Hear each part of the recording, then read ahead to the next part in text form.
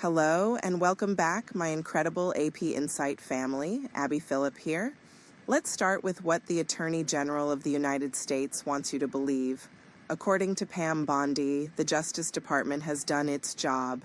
The files are out, the matter is settled, move along. That's the official position coming from the top law enforcement officer in the country, that after years of public outrage, congressional pressure, and the anguished voices of survivors demanding answers, the Epstein investigation has reached its conclusion. Case closed, nothing more to see here. The problem? That claim doesn't hold up under even the most basic scrutiny, and the people who know that better than anyone are the very lawmakers Bondi sent her letter to. Over the weekend, Attorney General Pam Bondi transmitted a formal letter to Congress stating that the Department of Justice had completed its legal obligation, that every file required by law had now been turned over to the public record. Millions of documents, she said. The process was complete. The transparency had been delivered. But within hours of that letter arriving on Capitol Hill, members of Congress from both sides of the aisle were pushing back, not gently, not diplomatically, hard.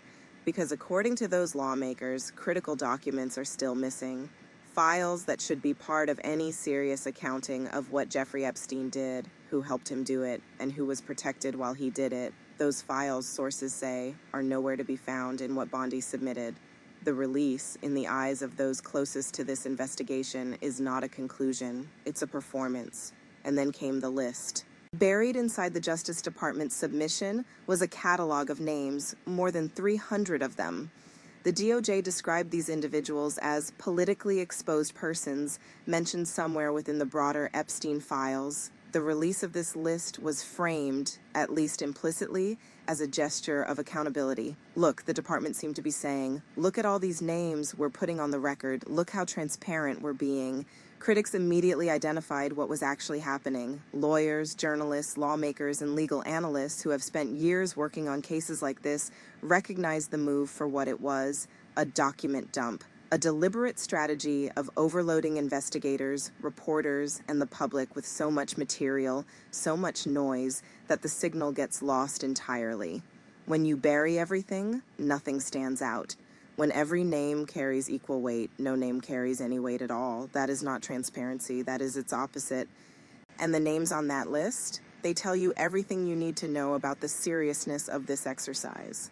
Among the more than 300 individuals flagged as politically exposed persons with ties to the Epstein files, Elvis Presley, Princess Diana, Marilyn Monroe, Kurt Cobain, 4 people who, in addition to having absolutely no documented connection to Jeffrey Epstein's criminal network, share one other notable characteristic.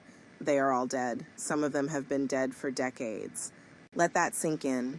The Department of Justice, in a formal submission to the United States Congress, identified a rock legend who died in 1977, a princess killed in a car crash in 1997, a Hollywood icon who passed away in 1962, and a musician who died in 1994 as politically exposed persons connected to the Epstein files. These are not oversights. These are not clerical errors buried in a footnote. These names are in the official record, submitted under the authority of the Attorney General of the United States. When pressed on how any of this was possible, the Justice Department offered an explanation that would be funny if the subject matter weren't so devastating. The term politically exposed person, they acknowledged, is not actually defined anywhere in the relevant statute. So they did their best. They interpreted the language as broadly as they could and applied it accordingly. Kurt Cobain is referenced somewhere in the millions of pages of the Epstein files, specifically in a book called A Manual of Peace, 38 Steps Toward Enlightened Living, that was transcribed into the record. In that text, Cobain is cited as a cautionary example of a negative influence on young people. That's it. That's the connection. A passing reference in a self-help book. And on the strength of that single mention, the Department of Justice placed his name on a list of individuals with ties to one of the most notorious sex trafficking operations in American history. The same list that includes people who, according to prosecutors and investigators, have genuine, documented relationships with Epstein and his network. The effect is predictable and, from a legal strategy standpoint, almost certainly intentional. When you put Elvis Presley on the same list as a sitting senator, the list becomes worthless. When you put Marilyn Monroe next to someone who flew on Epstein's plane multiple times, the entire document loses credibility. Anyone trying to identify actual co-conspirators, clients, or enablers now has to wade through hundreds of irrelevant names attached to people who could not possibly have any criminal exposure because they were not alive during the years in question. Legal observers who have watched complex civil and criminal litigation for decades know this strategy well.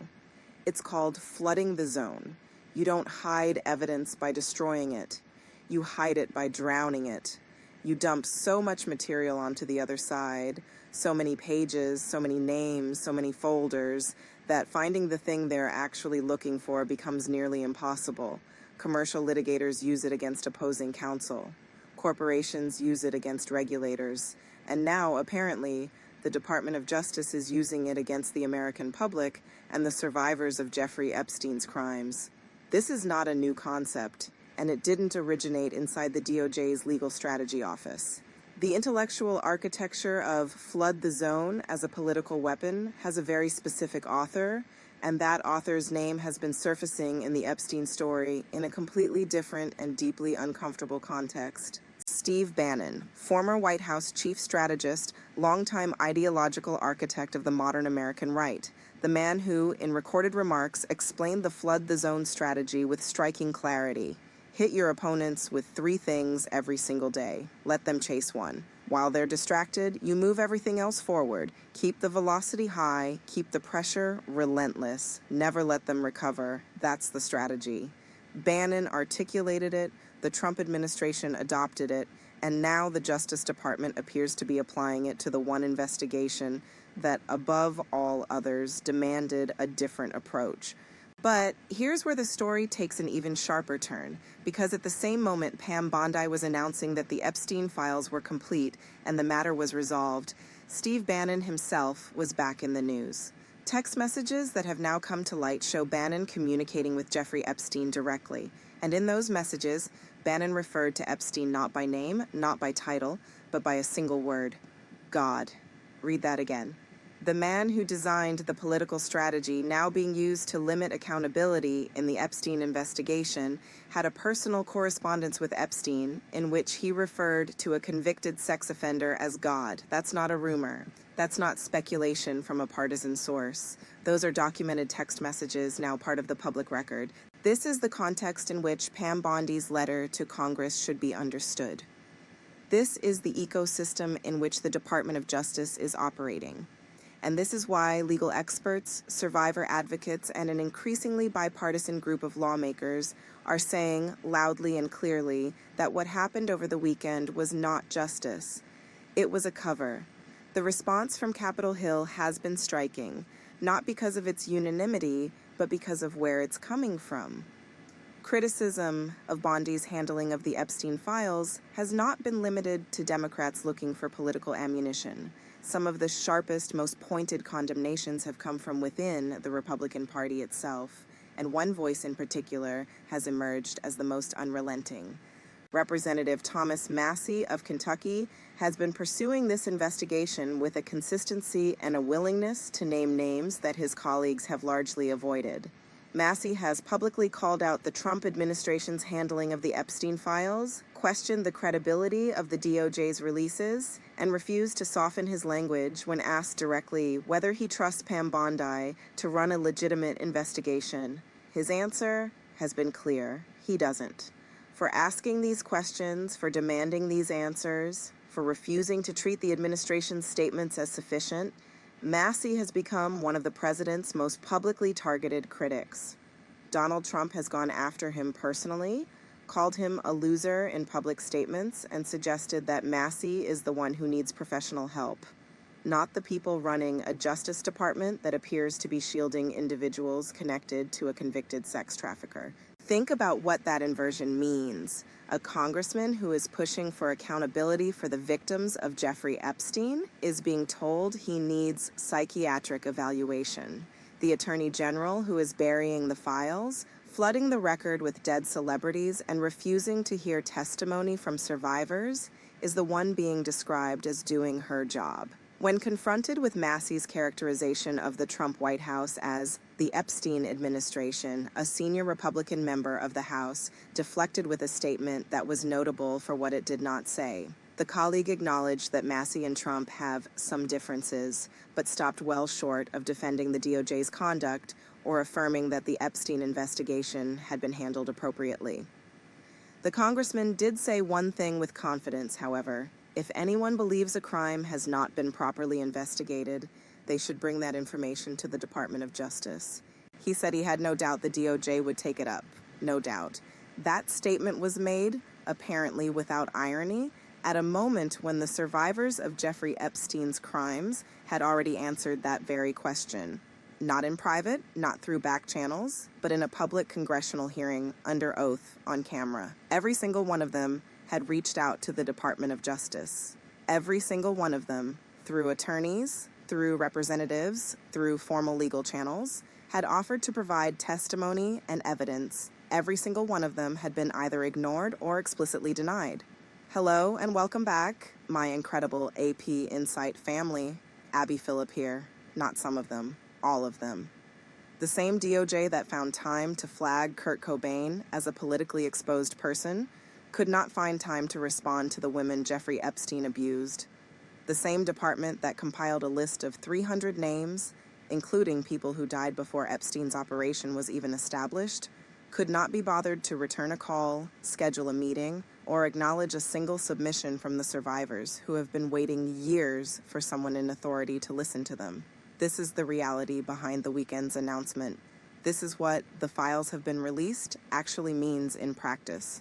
It means the department has defined its legal obligation in the narrowest possible terms, executed that definition in the way most likely to obscure rather than illuminate, and then declared the chapter closed before the most important voices have been heard. The people with the most direct knowledge of what Epstein did and who enabled him have been shut out. And the department responsible for hearing them is the same department now telling Congress the job is done. To understand how extraordinary this situation is, it helps to step back and look at the broader picture. Because the Epstein connection to this administration is not a fringe theory. It is not a narrative being pushed by political opponents looking for any available angle. It is a documented pattern that exists in the public record, in photographs, in video footage, in financial records, and in the testimony of people who were there. 9 individuals currently serving in Donald Trump's administration have documented known relationships with Jeffrey Epstein. 9. That number has been confirmed through public records and reporting. It is not a number that administration officials have disputed on the merits. They have deflected it, dismissed it, changed the subject, but they have not refuted the documentation.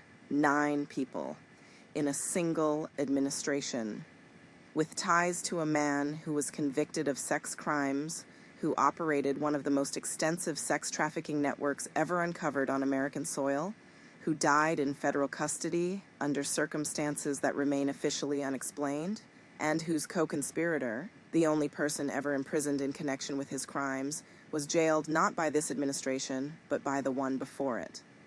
That co-conspirator is Ghislaine Maxwell. She is currently serving her sentence.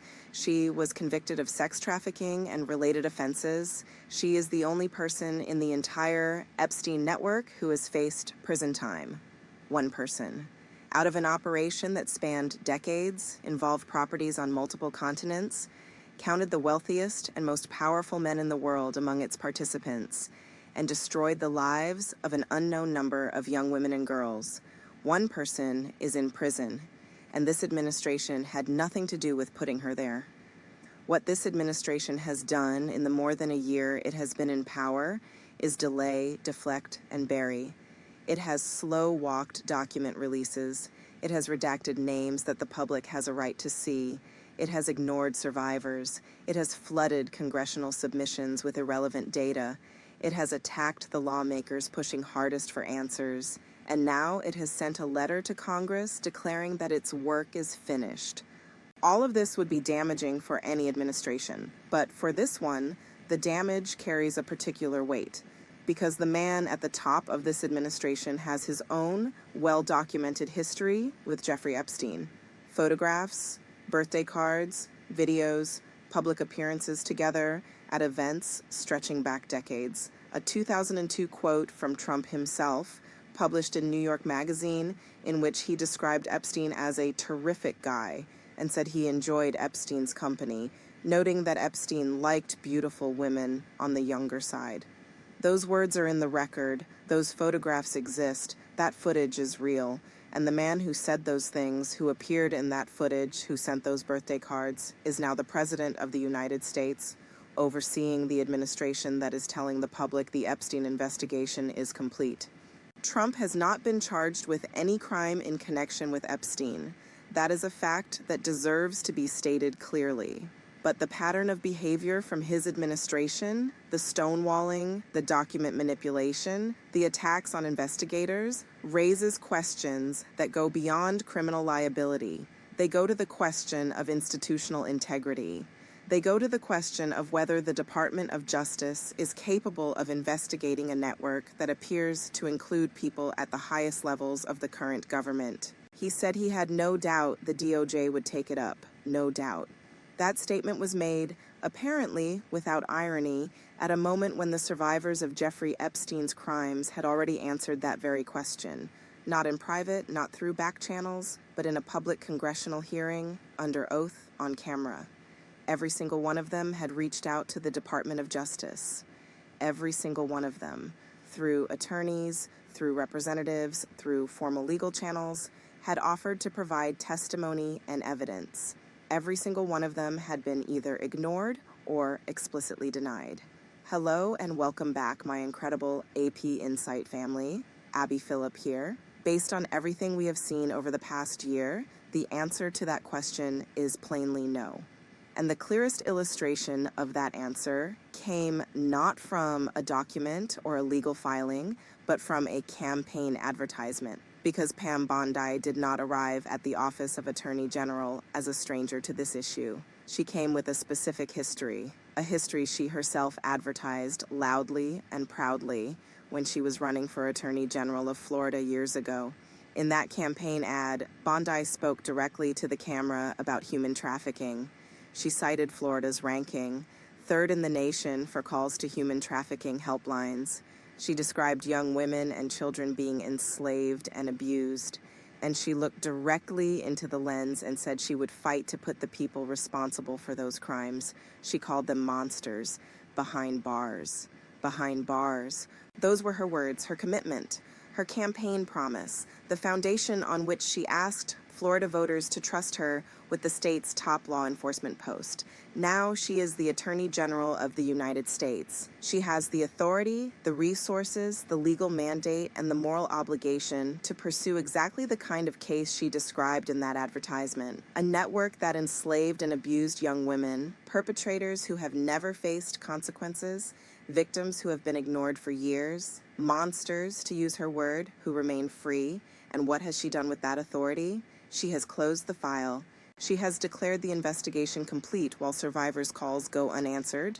She has submitted a document to Congress that includes the names of people who died 30 years before the Epstein investigation began. She has presided over a Justice Department that cannot find time to speak with victims, but did find time to catalog every mention of Elvis Presley in a self-help book buried somewhere in a million-page archive.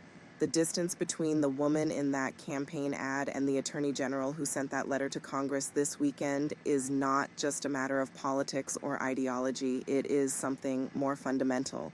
It is the difference between a public official who takes seriously the responsibility of her office and one who has chosen to use that office to protect the people it should be investigating.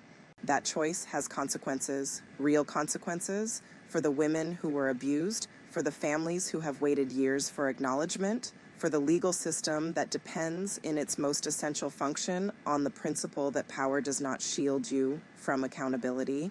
Bondi invoked that principle herself in her own words when she said that no one in this country is above the law. She said it as Attorney General. She said it as the top law enforcement officer of the United States. She said it to the public on the record. She said it while the Epstein files sat unread, while survivors sat ignored, while the administration she serves employed 9 people with documented ties to the man at the center of one of the worst sex trafficking cases in American history.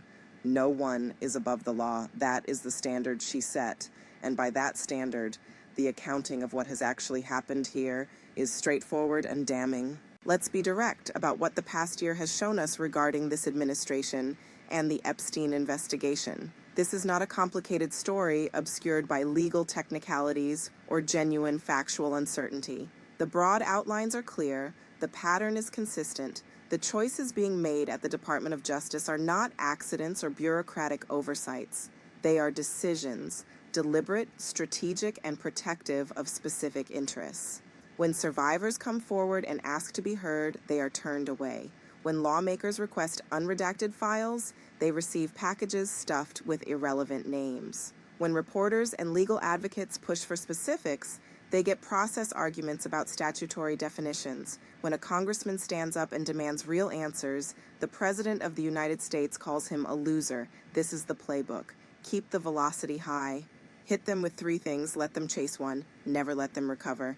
It is a political strategy applied to a criminal investigation, and the people paying the price for that strategy are not the ones with power. They are not the ones whose names are being protected behind black bars. They are not the ones whose connections to Epstein are documented in photographs that will never be released. They are the women, the ones who reached out, the ones who testified, the ones who sat in a congressional hearing room and raised their hands when asked whether they had tried to contact the Department of Justice, and raised them again when asked whether they had been ignored. All of them had reached out. All of them had been turned away. He said he had no doubt the DOJ would take it up, no doubt. That statement was made, apparently without irony, at a moment when the survivors of Jeffrey Epstein's crimes had already answered that very question, not in private, not through back channels, but in a public congressional hearing, under oath, on camera. Every single one of them had reached out to the Department of Justice, every single one of them, through attorneys, through representatives, through formal legal channels, had offered to provide testimony and evidence. Every single one of them had been either ignored or explicitly denied. Hello and welcome back, my incredible AP Insight family. Abby Phillip here.